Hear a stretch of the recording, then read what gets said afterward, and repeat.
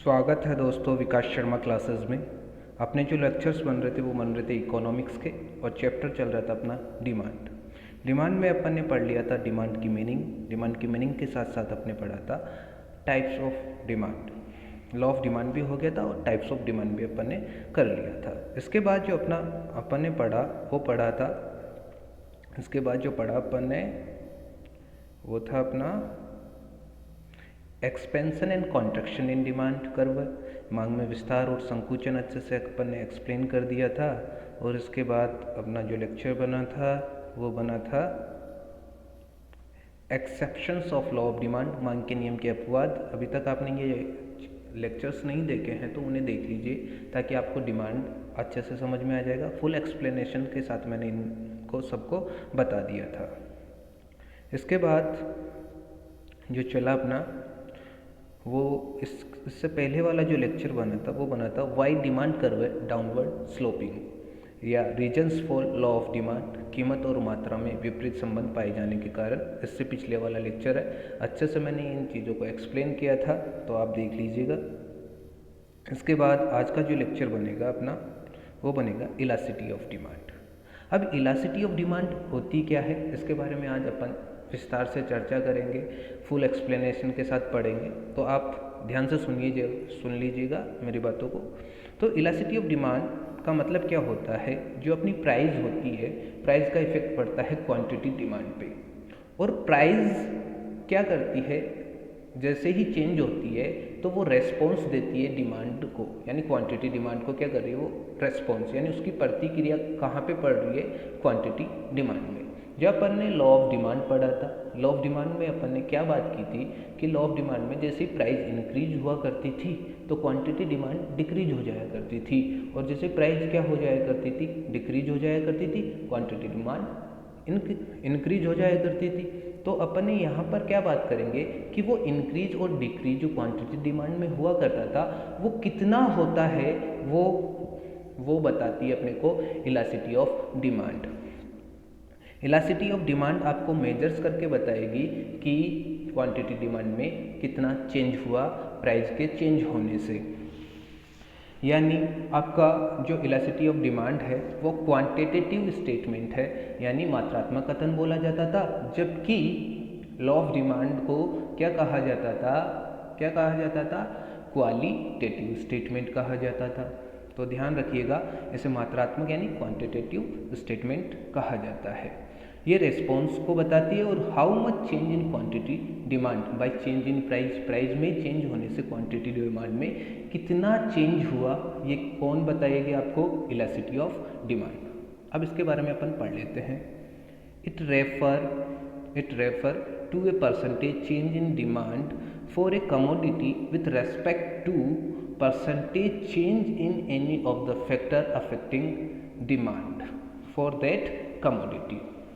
यानी डिमांड को इफेक्ट करने वाले फैक्टर रहेंगे, ठीक है, जैसे कंज्यूमर की इनकम भी इफेक्ट करती है, प्राइस भी इफेक्ट करती है। डिमांड को अफेक्ट करते हैं या नहीं करते हैं, इससे पहले वाले आप लेक्चर्स देख लीजिएगा शुरू के में, तो मैंने इनको अच्छे से बताया था। जो डिमांड को अफेक्ट करते हैं फैक्टर्स, उनकी वजह से क्या होती है, आपकी डिमांड में चेंज होता है। और वो डिमांड में चेंज कितना परसेंटेज हुआ वो कौन बताता है आपको, इलास्टिसिटी ऑफ डिमांड बताता है। अब देखिए हिंदी में भी पढ़ लेते हैं। ये उस वस्तु की मांग को प्रभावित करने वाले किसी भी कारक में प्रतिशत परिवर्तन के संबंध में एक वस्तु के लिए मांग में प्रतिशत परिवर्तन का क्या करती है, उल्लेख करता है। अब देखिए इसको अपन अच्छे से समझे दूसरी डेफिनेशन में, तो क्या बताती है elasticity of demand, proportionate change in price, यानी प्रतिशत चेंज इन प्राइस बोल दीजिए या परसेंटेज चेंज इन प्राइस बोल दीजिए, जिसकी वजह से प्रपोर्शनेट चेंज इन क्वांटिटी या परसेंटेज चेंज इन क्वांटिटी में कितना हुआ, ये आपको इलास्टिसिटी ऑफ डिमांड बताया करती है। अब मैं इसे हिंदी में बता देता हूँ अच्छे से। इसमें वस्तु की कीमत और मांग की मात्रा के बीच क्या लिया जाता है, आनुपातिक या प्रतिशत परिवर्तन का अध्ययन किया जाता है। अर्थात वस्तु की कीमत में परिवर्तन से मांग की मात्रा में जो आनुपातिक या प्रतिशत परिवर्तन होता है उसे ही अपन बोला करते हैं मांग की लोच। क्या कहा जाता है उसे, मांग की लोच। और मांग की लोच का सबसे पहले विचार किसने किया था, प्रोफेसर अल्फ्रेड मार्सन ने किया था, ध्यान रखिएगा इस बात को, प्रोफेसर मार्शल बोल दीजिए, अल्फ्रेड मार्शल बोल दीजिएगा। ठीक है, ये आपको समझ में आ गया। प्रोपोर्शनल चेंज इन प्राइस और proportional change in quantity demanded, यही आपकी क्या हुआ करती है, इलास्टिसिटी ऑफ डिमांड हुआ करती है। अब बात करते हैं इलास्टिसिटी ऑफ डिमांड कितने टाइप की होती है, इसके बारे में भी बात कर लेते हैं। ठीक है, ये इसका फॉर्मूला देख लीजिएगा पहले इलास्टिसिटी ऑफ डिमांड का। इसे ईपी से डिनोट किया जाता है इलास्टिसिटी ऑफ डिमांड को, क्योंकि ये प्राइस बेस होती है। ठीक है, तो इसका फॉर्मूला है परसेंटेज या proportionate change in quantity demand divided by percentage या प्रोपोर्शनेट चेंज इन प्राइस। ठीक है, या यानी percentage change in quantity demanded divided by percentage change in price, ऐसे भी बोल सकते हैं अपन। यानी प्राइस को बेस मान के अपन डिमांड, क्वांटिटी डिमांड में क्या कर रहे हैं, चेंज कर रहे हैं। अब इसको अपन और तरह से एक्सप्लेन करते हैं, इस फॉर्मूले को देख लीजिएगा। इसमें क्या होता है, अपने पहले Q1 क्वांटिटी रहेगी P1 प्राइस पे, फिर अपना जैसे ही प्राइस में चेंज होगा यानी P2 प्राइस पे Q2 क्वांटिटी आ जाएगी। ठीक है, जैसे कि Q1 जैसे अपनी यहाँ पे क्या हुई, पहले Q1 क्वांटिटी थी, फिर चेंज होके क्या हो गई Q2, तो कितना चेंज हुआ वो ऊपर हो जाएगा आपका, और डिवाइड कर देंगे उसमें Q1 का और इनटू कर देंगे, मल्टीप्लाई कर देंगे आप 100 से, तो आपको पता लग जाएगा कि क्वांटिटी में कितना चेंज हुआ, परसेंटेज फॉर्म में पता लग जाएगा।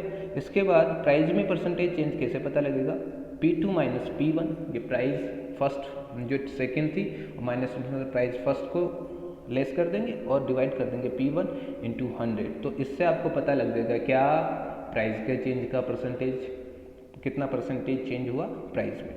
ठीक है, तो इसको और सिंपल बनाऊँ मैं इस फॉर्मूले को, यानी आप यहाँ 100 से 100 को क्या कर दीजिए, कट कर दीजिए, और जो आप Q2 माइनस Q1 है इसको आप डेल्टा Q भी बोल सकते हो, और P2 माइनस P1 है उसको डेल्टा P बोल सकते हो। देखिए नीचे देखिए, इस फॉर्मूले को और शॉर्ट कर दिया मैंने, यानी आपने इसे क्या कर दिया, Q2 माइनस Q1 को आप डेल्टा Q बोल दिए और P2 माइनस P1 को आपने क्या बोल दिया, डेल्टा P, और 100 से 100 को मैंने कट कर दिया।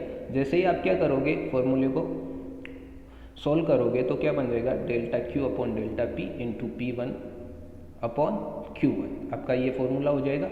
और ये अब ध्यान रखिएगा, जो ये साइन का ध्यान रखिएगा, आपका क्या होता है, प्राइस और डिमांड में इन्वर्स रिलेशन होता है क्वांटिटी डिमांड में, तो साइन क्या आएगा फॉर्मूले में, माइनस का साइन आता है, ध्यान रखिएगा। नेट यूजीसी नेट में जो बताया गया है, यानी माइनस के साइन को आपको लेना है, जबकि आप सीए फाउंडेशन में पढ़ते हो तो वहाँ पर माइनस के साइन को इग्नोर किया गया है, यानी आपको माइनस का साइन इस फॉर्मूले पे लगाना अगर आप यूजीसी नेट की प्रिपरेशन कर रहे हो तो। अब देख लीजिएगा, आगे चलते हैं पर। अब मैंने एक एग्जाम्पल लिया है, नोशनल सा एक एग्जाम्पल बनाया है, तो देख लीजिएगा। अपना पहले प्राइस P1 था वो 6 था, और क्वांटिटी कितनी थी अपनी Q1 10 थी। जैसे ही प्राइस P2 हुआ 4 से, तो क्वांटिटी अपनी बढ़ के 12 हो गई, यानी आपका चेंज इन P कितना हुआ 2, और क्वांटिटी डिमांड में चेंज कितना हुआ 2। ठीक है, तो फॉर्मूला क्या होता है इलास्टिसिटी ऑफ डिमांड का, delta Q upon delta P into P1 upon Q1। आपने कितना चेंज हुआ था, 2 अपॉन 2 कर दिया, और P1 था अपना 6 अपॉन 10, तो अपना इलास्टिसिटी ऑफ डिमांड आया 0.6। और जब आप क्या लगाना पड़ेगा, आपको माइनस का साइन लगाना पड़ेगा। अगर आप यूजीसी नेट के प्रिपरेशन कर रहे हो तो माइनस का 0.6 आ जाएगा, अदरवाइज अगर आप सीए फाउंडेशन में हो तो माइनस के साइन को आप हटा दोगे। ठीक है, अब बात करते हैं अपन types of elasticity of demand की, मांग के लॉज के प्रकार। अब टाइप्स कितने होते हैं इलास्टिसिटी ऑफ डिमांड के, पहले तो अपन ये डिसाइड कर लेते हैं कि इलास्टिसिटी ऑफ डिमांड के 4 टाइप बताए हैं। कितने बताए, 4 टाइप बताए। पहला है प्राइस इलास्टिसिटी ऑफ डिमांड, मांग की कीमत लोच, पहला आपका टाइप आ गया मांग की कीमत लोच। दूसरा आ गया इनकम इलास्टिसिटी ऑफ डिमांड, यानी मांग की आय लोच बोलते हैं। थर्ड आ गया आपका क्रॉस इलास्टिसिटी ऑफ डिमांड, मांग की तिरछी लोच, मांग की आड़ी तिरछी लोच बोलते हैं इसे। और एक आपका एडवर्टाइजिंग इलास्टिसिटी ऑफ डिमांड होता है, ये कुछ बुक्स में दे रखा है और कुछ बुक्स में 3 ही दी हुई है, प्राइस इलास्टिसिटी, इनकम इलास्टिसिटी और क्रॉस इलास्टिसिटी, और ये 4th आपका एडवर्टाइजमेंट इलास्टिसिटी, इसलिए मैंने इसको भी ले लिया है। तो अब इलास्टिसिटी जो होती है वो यूनिट फ्री मेजर्स होती है, यानी आप जब इलास्टिसिटी निकालते हो तो इसके आगे कोई केजी नहीं लगता, कोई यूनिट का मेजर्स नहीं लगता, जैसे केजी लग गया, लीटर लग गया, तो ये ऐसा मेजर्स नहीं है, ये यूनिट फिर मेजर्स है, तो इसको भी ध्यान रखिएगा। अब एक एक अपन इलास्टिसिटी को पढ़ते हैं, प्राइस इलास्टिसिटी को पढ़ते हैं। सबसे पहले प्राइस इलास्टिसिटी क्या होती है, तो ये देख लीजिएगा। प्राइस इलास्टिसिटी ऑफ डिमांड क्या होती है, ये देख लीजिएगा। यानी जो आपने इलास्टिसिटी ऑफ डिमांड को बताया वही प्राइस इलास्टिसिटी ऑफ डिमांड है, क्योंकि आपकी इलास्टिसिटी ऑफ डिमांड किसको बेस लेके चलती है, प्राइस को, तो उसी की तरह होती है प्राइस इलास्टिसिटी ऑफ डिमांड, जो इलास्टिसिटी ऑफ डिमांड मैंने अभी डिस्कस किया। तो एक बार फिर से मैंने इसको बता देता हूँ। प्राइस इलास्टिसिटी ऑफ डिमांड क्या होती है, it is defined A responsiveness and sensitivity of a particular product along with the change in its price. यानी वस्तु की कीमत में प्रतिशत या आनुपातिक परिवर्तन से मांग की मात्रा में जो आनुपातिक परिवर्तन होता है उसे ही अपन क्या बोलते हैं, कीमत लोच बोलते हैं। मैंने आपको अबो जो इससे अबो वाला फॉर्मूला था वो ही यहाँ पे फॉर्मूला लगेगा। प्रतिशत चेंज इन, ये आप ये साइन देख रहे हो ना, ये डेल्टा वाला, तो इसका मतलब होता है change, percentage change in quantity demanded divided by मैंने किया परसेंटेज चेंज इन प्राइस। फिर इसी को मैंने इसका एक और फॉर्मूला बन गया, क्वांटिटी डिमांडेड का चेंज और प्राइस का चेंज, और इसको मल्टीप्लाई कर दोगे आप, इसको मल्टीप्लाई कर दोगे, एक मिनट थोड़ा सा डिस्टर्बेंस हो गया, सॉरी इसके लिए। तो अब क्या करोगे, देखिए मैंने इसका फॉर्मूला क्या होता है, वही सेम फॉर्मूला है, delta Q upon delta P into P1 upon Q1 into P1 upon Q1। आपका डेल्टा क्यू ये होता है, डेल्टा पी ये होता है, यानी percentage change in quantity demanded divided by क्या कर दोगे, परसेंटेज चेंज इन प्राइस। यही आपका क्या होता है, प्राइस इलास्टिसिटी हुआ करता है, ध्यान रखिएगा। अब प्राइस इलास्टिसिटी के बाद अपन पढ़ेंगे इनकम इलास्टिसिटी ऑफ डिमांड, मांग की आइलोच क्या होती है। यानी यहाँ पे क्या होगा, जैसे कंज्यूमर की इनकम चेंज होने से क्वांटिटी जो मांग है उसमें क्या असर पड़ा, यानी डिमांड में क्या असर आया,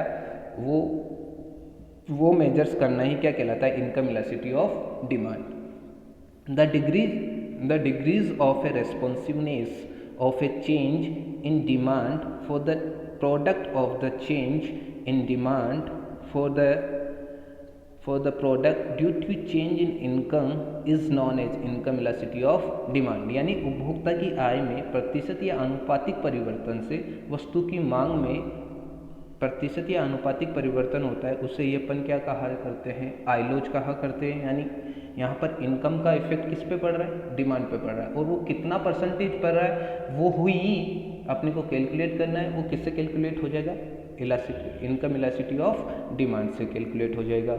अब इलास्टिसिटी, अब देखिए इनकम इलास्टिसिटी ऑफ डिमांड का क्या फॉर्मूला होता है वो भी देख लीजिएगा। Percentage change in demand for A product divide कर दोगे इसमें परसेंटेज चेंज इन इनकम। यहाँ पर जो वाई डिनोट करता है वो इलास्टिसिटी ऑफ इनकम को डिनोट कर रहा है, तो यहाँ पे क्या हो गया, delta Q upon delta Y, यानी ये इनकम है इंटू वाई अपॉन क्यू। ठीक है, ये इसका फॉर्मूला होता है, आपको अच्छे से समझ में आ गया होगा इनकम इलास्टिसिटी भी। अब क्रॉस इलास्टिसिटी ऑफ डिमांड देखते हैं। क्रॉस इलास्टिसिटी ऑफ डिमांड क्या होता है, इसे भी देख लेते हैं अपन। इसे बोलते हैं आडी तिरछी लोच। इसका क्या मतलब होता है, इसमें क्या होता है, जब किसी एक्स प्रोडक्ट की एक्स यानी किसी एक्स प्रोडक्ट की क्या होती है, प्राइस जैसे चेंज होती है, तो वाई प्रोडक्ट की डिमांड पे क्या असर आया और कितना परसेंटेज असर आया, वो मेजर करती है cross elasticity of demand. It is defined as a change in the quantity of demand for a one commodity to change in the quantity of demand to other commodities is called cross elasticity of demand. ये this type of demand कौन से goods में होती है, involvement of inter related goods such as substitutes goods और complementary goods. यानी इस प्रकार की जो आपकी इलास्टिसिटी होती है वो कौन से गुड्स में होती है, या तो सब्सटीट्यूट्स गुड्स में होगी जो इंटर रिलेटेड गुड्स होते हैं, और एक कॉम्प्लीमेंट्री गुड्स इनमें हुआ करती है। यानी इसको हिंदी में भी पढ़ लेते हैं, एक वस्तु की कीमत में परिवर्तन से दूसरी वस्तु की मांग में, मैं क्या बोल रहा हूँ, उसकी डिमांड में, दूसरी वस्तु की डिमांड में क्या असर है वो बोलता है। जो आनुपातिक या प्रतिशत परिवर्तन होता है उसे आड़ी तिरछी लोच कहते हैं। ये प्रतिस्थापन और पूरक वस्तु में पाई जाती है, और इसे प्रतिकाट लोच भी कहा जाता है। इसका जो फॉर्मूला होता है वो भी देख लीजिएगा। क्रॉस इलास्टिसिटी को इसी से डिनोट करते हैं, तो देख लीजिएगा, परसेंटेज या proportionate change in demand of X product divided by percentage और proportionate change in price of Y product. ये आपका क्रॉस इलास्टिसिटी हुआ करता है। क्रॉस इलास्टिसिटी सबसे इम्पोर्टेंट है, सबसे ज़्यादा इम्पोर्टेंट है, वेरी वेरी इंपॉर्टेंट है। अब क्रॉस इलास्टिसिटी के मैं कुछ और चर्चा कर देता हूँ, तो देख लीजिएगा। क्रॉस इलास्टिसिटी जो सब्स्टिट्यूट्स गुड्स में होता है वो पॉजिटिव होता है। क्या होता है? धनात्मक होता है। क्यों होता है? क्योंकि जैसे ही आप टी की प्राइस बढ़ती है तो टी की डिमांड क्या हो जाती है? कम हो जाती है। लोग कॉफ़ी पे स्विच करते हैं तो कॉफ़ी की डिमांड क्या हो जाती है? बढ़ जाती है।